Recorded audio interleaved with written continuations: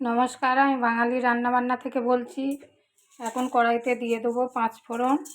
আজকে শুধু পালং শাক আর পেঁয়াজ কলি দিয়ে একটু চিংড়ি মাছ দিয়ে চচ্চড়ি মতো দেখাবো। কড়াইতে দিয়ে দিলাম তেল,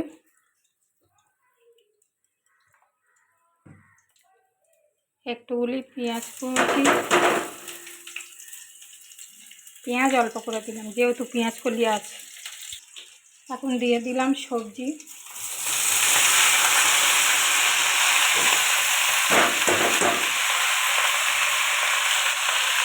শুধু পেঁয়াজ কলি আর পালং শাক। দিয়ে দেব লবণ, এটা একটু হেজে গেলে তারপর মশলা দেব। হেজে অল্প হয়ে গেছে, এবার দিয়ে দেবো হলুদ,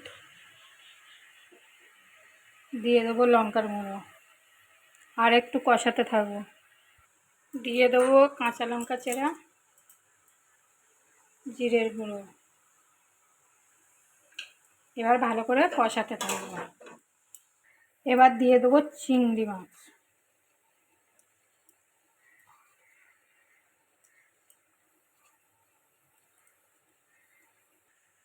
এবারে নেড়ে ছেড়ে ঢাকা দিয়ে দেবো।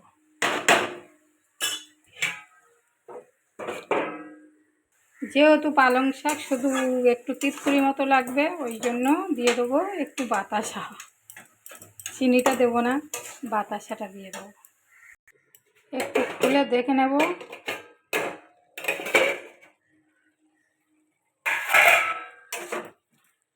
কতটুকু হয়ে গেছে দেখুন বন্ধুরা, শাক আর পেঁয়াজ কলি একটুখানি অল্প হয়ে গেছে।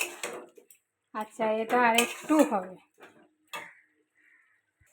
হয়ে গেছে শাকটা, এবার নামিয়ে নেব। হয়ে গেছে শাকটা, নামিয়ে নিয়েছি। আপনাদের যদি ভালো লাগে লাইক কমেন্ট শেয়ার করবেন। নমস্কার।